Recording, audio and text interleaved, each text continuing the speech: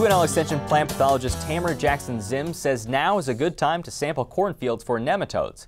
Tamra says the plant parasites are common in every field, but whether or not you have a problem is determined by which ones you have and how many there are.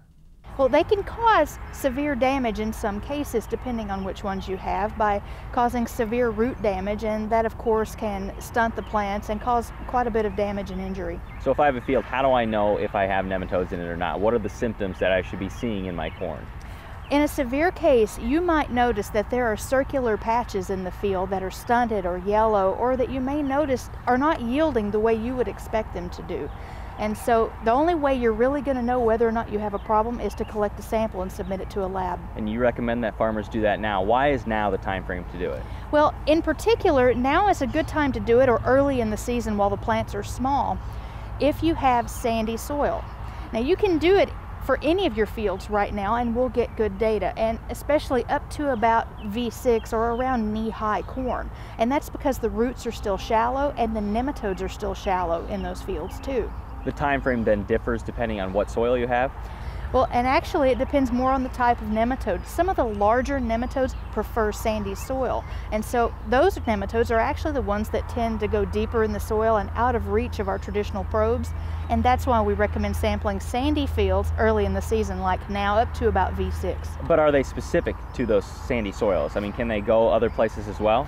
They can, some. We have a lot of different species, at least a dozen different ones in the Midwest and in Nebraska, and in fact some of the others are much more common. And so there are nematodes in every field. And another time that you could sample fields that are not sandy would be around harvest or after harvest, when you would collect samples for your traditional soil samples for nitrogen. Let's go to the sampling process then. What do I need to do?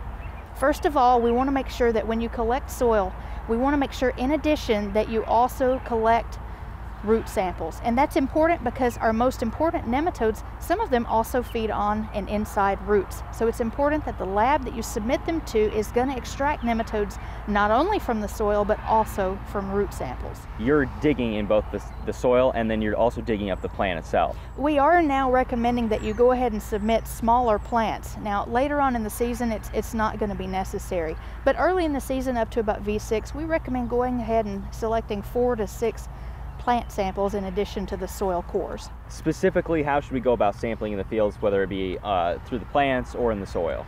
Well, when people collect soil samples in particular using a traditional soil probe, make sure that you sample next to the plants, whether it's now or at the end of the season sampling within the row. We know the nematodes are going to be wherever the roots are, so you should hear the roots breaking as you're sampling. And likewise, when you're digging up plants with a shovel, make sure that you get as much root material as you can, keeping in mind if you have a nematode problem, affected roots might be more brittle and break off more easily. And what do I do with the sample once I have it? Once you have it, we want to make sure that you package those in plastic Ziploc type bags and ship those by some rapid method to the laboratory, and preferably earlier in the week.